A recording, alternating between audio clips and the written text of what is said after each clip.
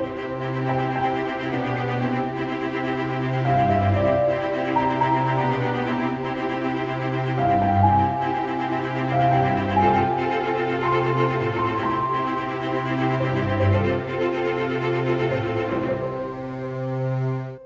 Superboy Beyond fans. Welcome back. It's Chris and Tom here again for another episode of Spooktober. We're going back to Justice League with part 2 of The Terror Beyond.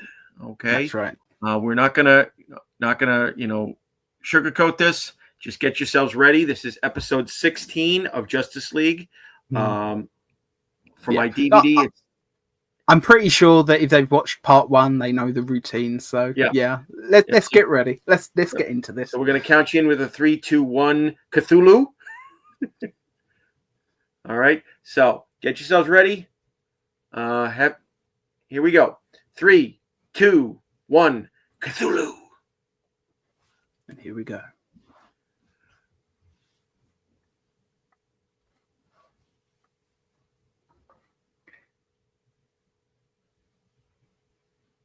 So yeah, obviously it's just the recap at the moment. Yep. I'll try not to talk too much through it. So they're trying to use Grundy to prevent an other dimensional mystical creature from coming to Earth. Yeah. Fate referred to them just then as the Old Ones, which is obviously their version of the Elder Gods. Yeah. It works. Old Ones is a pretty good name. Pretty good descriptor for them. Tells you everything you need to know, doesn't it? Yep. And of course, again, as I've said in the last episode, this is Justice League Unlimited's way of doing the classic Marvel team of the Defenders. Mm. And now with Cthulhu. with the 3 members of the Justice League who are there, it actually is more like the classic Defenders because you've got a variation on Silver Surfer, that's Superman.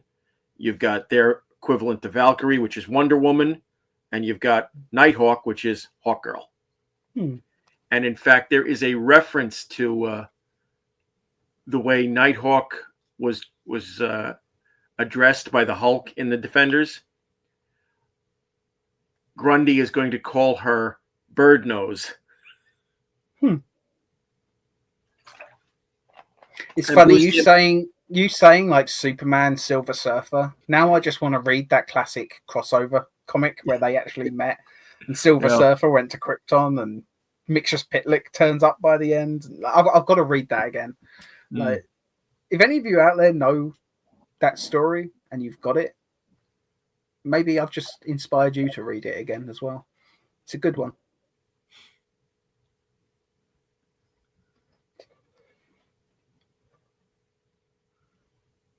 One thing I do like about Grundy is that he's not pure evil. Like he's a bit like Bizarro. He's just very stupid. Like he's almost childlike in the way that he thinks. But it's funny, just like with Bizarro, you could almost imagine Grundy turning into a hero by some distant future, you know. I doubt it would happen anytime soon, but maybe like as Batman is like getting ready to retire, that would be when Grundy finally gets redeemed or something. I wouldn't mind seeing a story like that in the comics. Maybe they could do an Elseworlds like distant future story or something.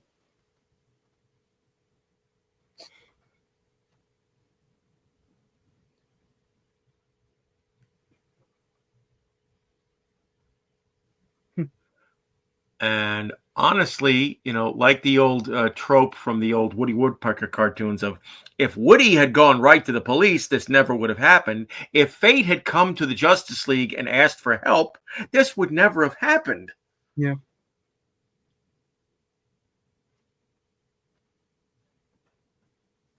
It's pretty much why I always like sort of the older, semi-retired version of Dr. Fate. Like, I quite liked, I mean, let's face it, even in the Black Adam movie, Dr. Fate was probably the best part of that entire film. And Yeah, as the meme is going, Pierce Brosnan was the real villain of the show because Dr. Fate stole the show. Yeah. Pierce Brosnan was fantastic in that film. Like, Black Adam's not a good movie, but man, Pierce Brosnan as Dr. Fate, how can you not love that? Mm. But yeah, I always like when he's sort of semi-retired, because I always feel like he's a little bit less arrogant by that point. Like he's kind of learnt from his mistakes by then. He's a little bit more of a mentor-y type character. Or sometimes he just goes completely fucking insane. Thanks to the helmet of fate messing with his head after all those years, you know. So now we're getting kind of almost an origin of Atlantis. And yeah, Oded Fehr's voiceover here. Yeah. I just half expect him to like break into just talking about Anux and Amun and the Book of the Dead and Hamanatra. Yeah. And yeah, definitely we're seeing the origin of Atlantis as a sunken city here.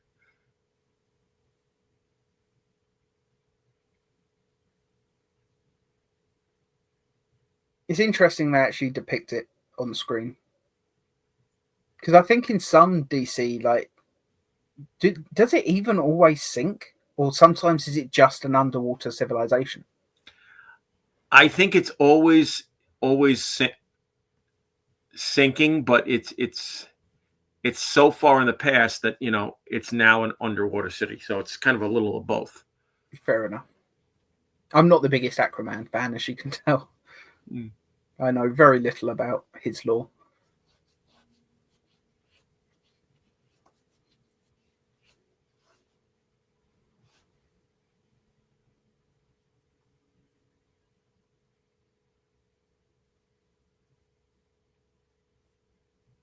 I've got to ask as well, I know I'll probably know by the end of this episode, but when we've seen the Cthulhu stand in this episode so far, it's just been like a skull and like a couple of little tentacles poking out. Do we see the rest of his form? Like, is he like a full-on Cthulhu, like gigantic winged thing? He's gigantic, but I don't think he's anything more than just the skull and the tentacles. That's a shame. I was hoping he'd have a slightly stronger design. I'm not going to lie there. He doesn't look bad, but I don't know. I was expecting a little bit more. Considering that the rest of this episode has been visually stunning so far. Mm.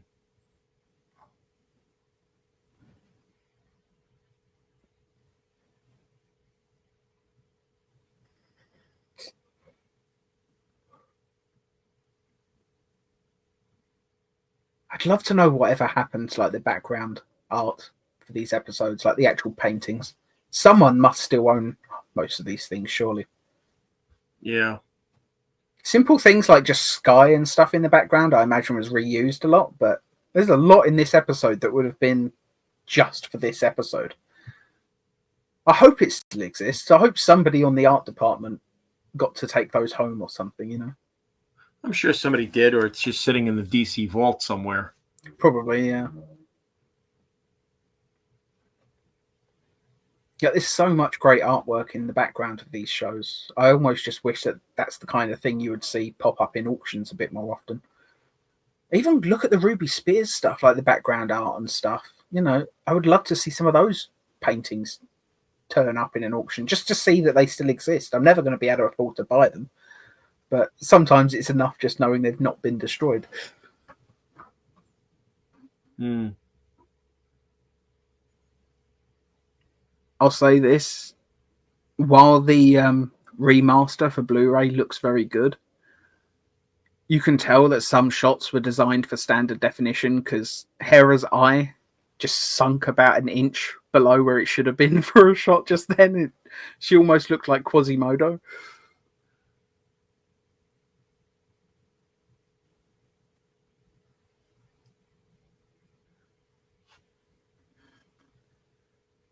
And we're also finding out why Hawkgirl's mace seems to have an effect here. Hmm. Obviously, her people have history with it. Yes, her people have history with the creature Icthultu. I like the designs for these creatures. The screaming hands. Very creepy. Even just the sounds they're making. Yeah. Fantastic.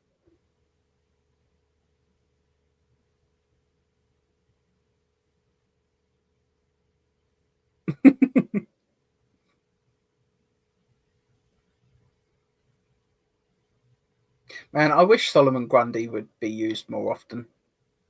In live action, I mean, the only live action Grundy I can think of is the one from Gotham, and that just wasn't a very good adaptation of the character. Didn't they do one on Arrow?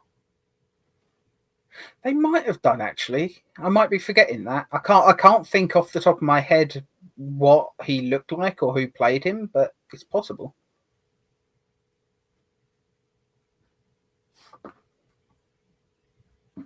You gotta give a round of applause to Mark Hamill for playing Grundy so nuanced yet stupid at the same time. Yeah.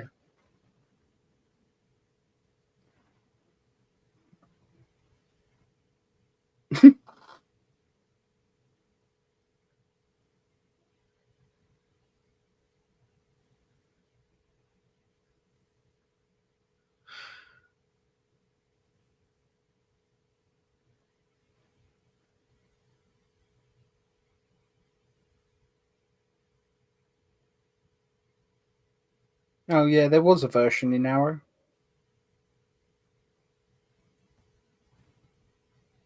I don't remember him.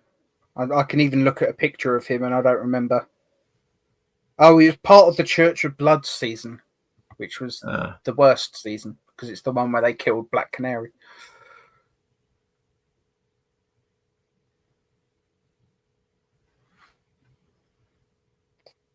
Which Black Canary are we talking about?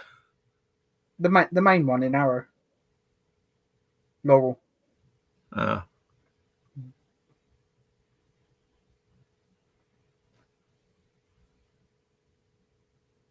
she was killed by what's his name?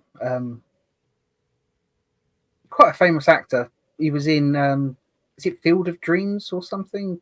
He was in some baseball movie. He was also one of the Howling Commandos in Neil McDonough. Yeah, she was killed by him. But I think he played Solomon Damien Dark. Did he? Damien Dark? Yeah, maybe. But something about the Church of Blood is what I read on this, and I thought for some reason Damien Dark was the Church of Blood. I could be completely mistaken. Arrow wasn't my favourite show, I'll be honest. I watched every episode, but I don't remember the majority of them. I've never watched anything of it. It's got some good stuff. Their version of Slade Wilson is fantastic.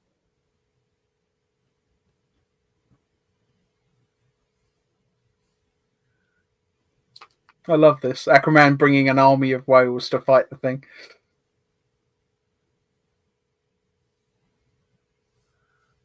Which just proves Aquaman is not useless. Oh, no. Let's face it. I think the only people that say Aquaman is useless or laughable are the people that have never read Aquaman. Yeah. And I've not read very much of him, but I've read enough. Let's face it, I seem to remember when the New 52 came out. I think one of my favourite books during that time was the Aquaman series written by Jeff Johns. Even from issue 1, they established that, no, Aquaman is not a joke. He is fucking powerful. Yep. So now Icthultu is talking to them, and he is actually voiced by somebody who's not known for doing acting. No? Who is he? It's Rob Zombie. Interesting. And he does, for somebody who's not used to doing acting work, or even voiceover work, he's doing a damn good job coming across as very creepy. And I will say as well, I think the slight body that they've given him, even though we're not seeing much of it. Yeah, it's a really cool design. I love all the little tentacles with the eyeballs on the end that he's using. Like, just very creepy designs. But it's funny, he almost looks like Brainiac's ship, like the Skull ship.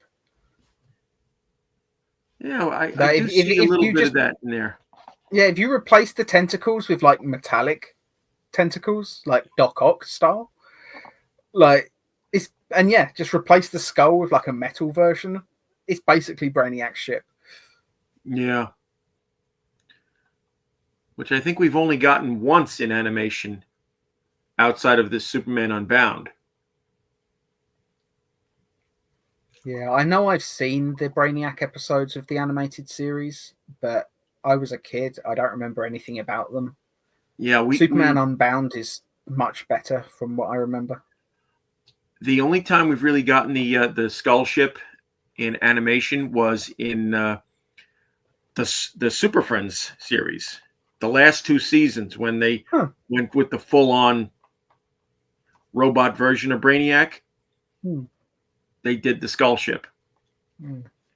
I suppose the only other place you could say you've seen it in animation is probably just in like cutscenes for video games, really, isn't it? Yeah. Like DC Universe Online, I'm fairly sure you see it. I know Injustice 2, you see it. I've never played that game, but I watched all the cutscenes just because I wanted to see how the story was. But I've never been a big fighting game guy. I couldn't get on with it. Yeah, I liked DC Universe Online when I first started playing it, and then it just seemed to get more and more difficult, which is why I deleted the game and continued playing Champions and Star Trek. But yeah, the Injustice series though, it's just I've never been a big Mortal Kombat guy, and for some reason, like I don't know, maybe this is just me. This might not be a popular opinion, but for me, like if you're going to do a fighting game with superheroes, instead of being like Mortal Kombat, you should go more like Super Smash Brothers. They should be able to jump around like crazy and use powers like just go absolutely nuts with their power levels. I don't know. Mortal Kombat meets DC just never really appealed to me. I played through the entire first game and I don't think I enjoyed it once. So I'm sure that part isn't a popular opinion at all. People love those games. Part of me is just sick of evil Superman stories, to be honest, though. Yeah, and that's the problem. Most of these writers nowadays, they think the only way they can do a proper Superman story is make him evil. Hopefully that's changing, though. Like, hopefully the success of the recent Superman movie, like, has shown that no, you don't have to make Superman dark, gritty, and evil. Yeah, take that, Zack Snyder. Yeah, and I didn't hate his version of Superman all the time, but yeah, it's pretty much the exact opposite of how I would approached it. Then what do I know? I'm just a guy with a load of Superman comics.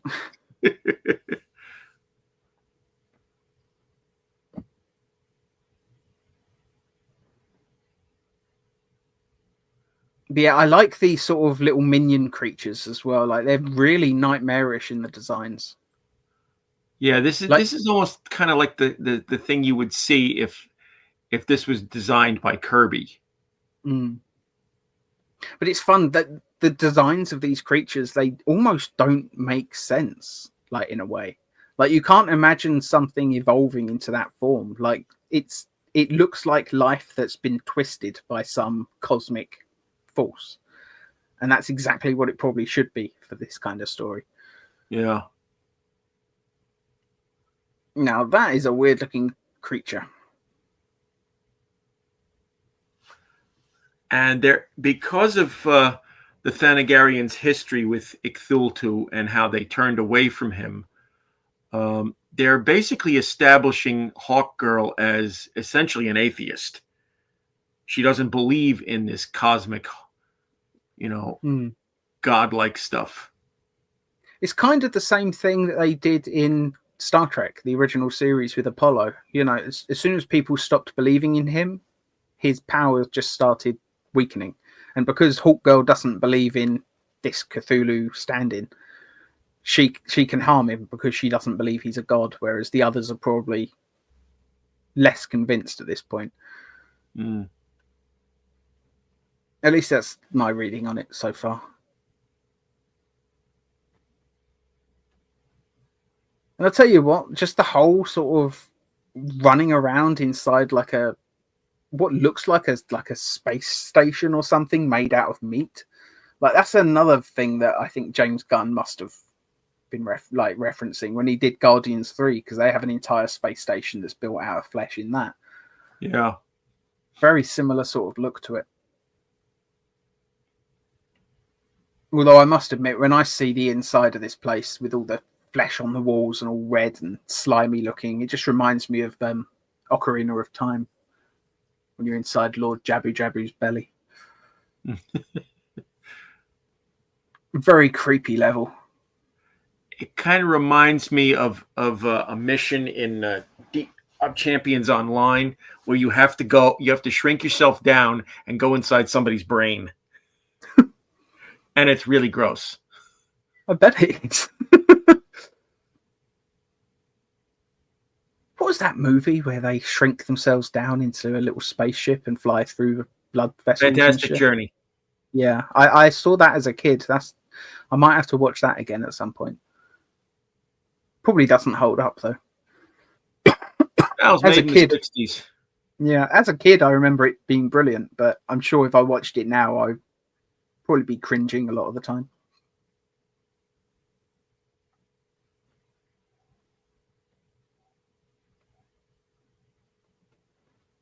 Wasn't there another one in the 80s though? Wasn't it called like Inner Space or something like that? Yeah, that was more of a comedy though. Yeah, I think that might be the one I saw, actually, thinking about it. And Grundy just passed on. He's a zombie. He'll come back. Eventually. Just go dump his body in the swamp or whatever. He'll come back in a couple of days. He'll come back on the next time as a Monday.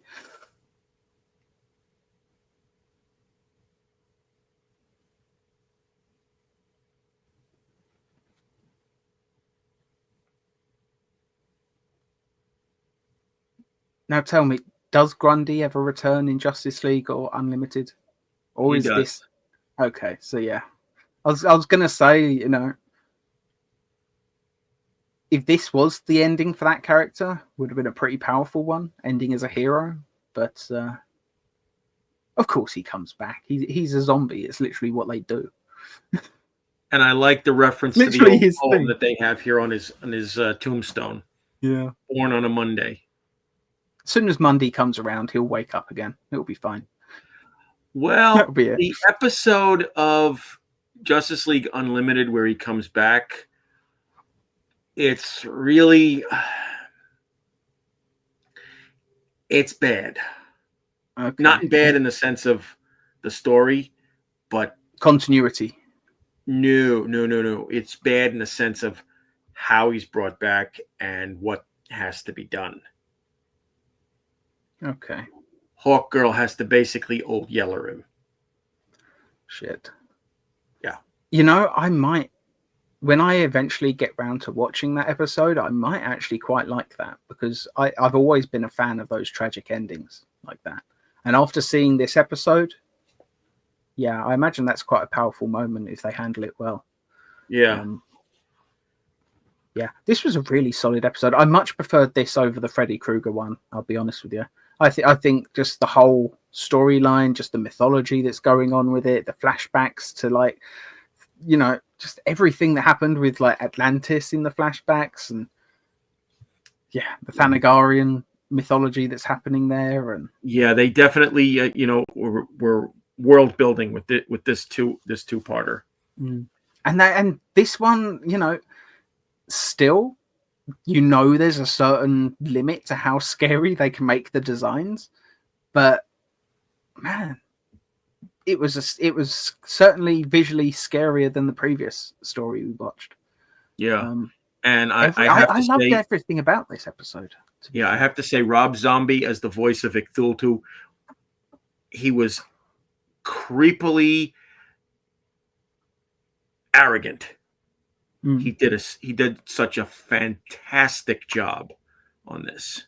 And creepily arrogant, that's exactly the kind of voice you want from a character like this. Because how old is this guy? How powerful is this guy? Like, he would be arrogant. Millions and millions of years old. Yeah, he would be beyond arrogant because, I mean, he would almost have a right to be. If you lived that long, you could be forgiven for being a bit arrogant because, let's face it, nobody else can possibly have the knowledge that you've accumulated over that time. You are basically a god. Yeah, it makes sense. It works. And I'll be honest, I quite liked the little minions more than the actual main villain, though. I thought all those sort of minion demon creature things that he was creating out of nowhere, like the screaming hand guys, like like I said cool before, the monsters are definitely like something that Kirby would have created. Totally. During his run on the Fantastic Four, or even some of the other stuff that he did over the years. And what is it, though, that's so creepy about hands that aren't really hands? You know, is that movie Pan's Labyrinth, the Guillermo del Toro? I'm pronouncing it wrong. Where the hands had eyeballs in the palms. He was like walking around, he had like eyeballs on his hands. And there was just something so creepy about that. And when the hands had mouths on them and started screaming, like that really...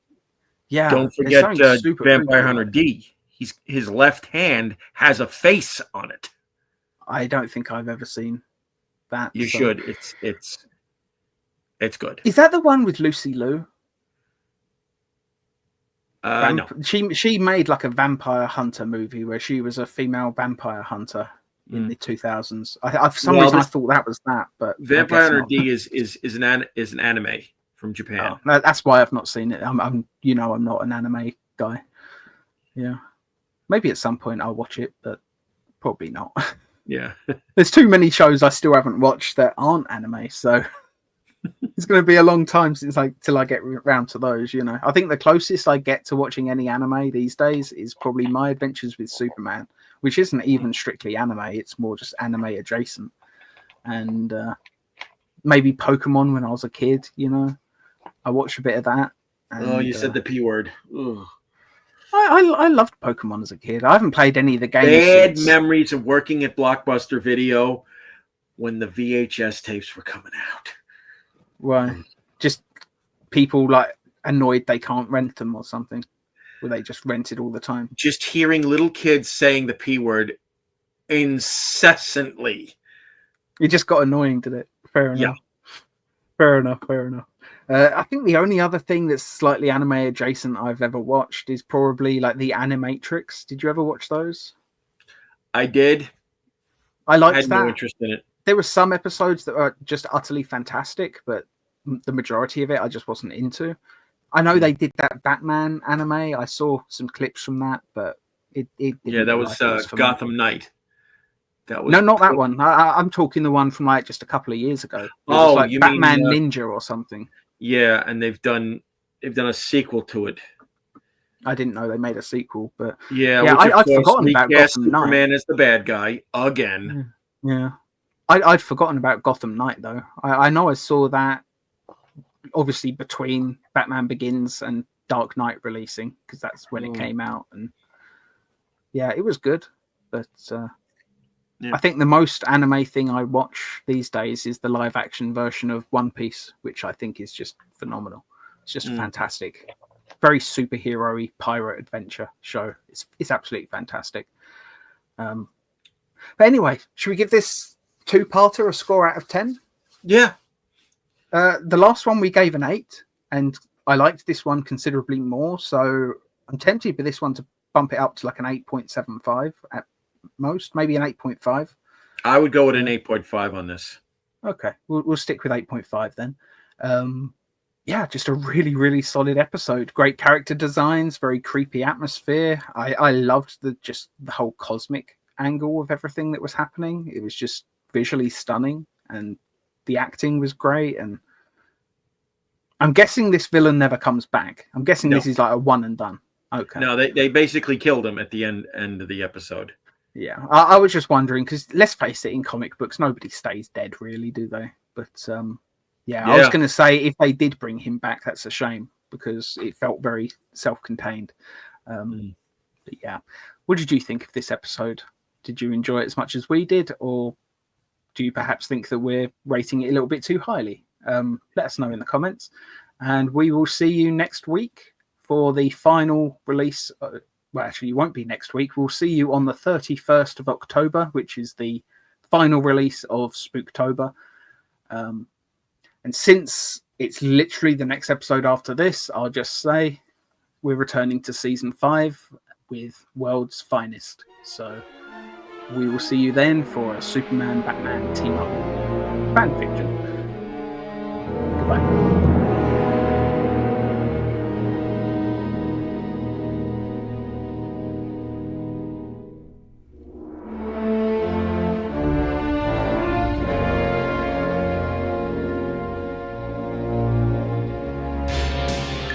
Viacom.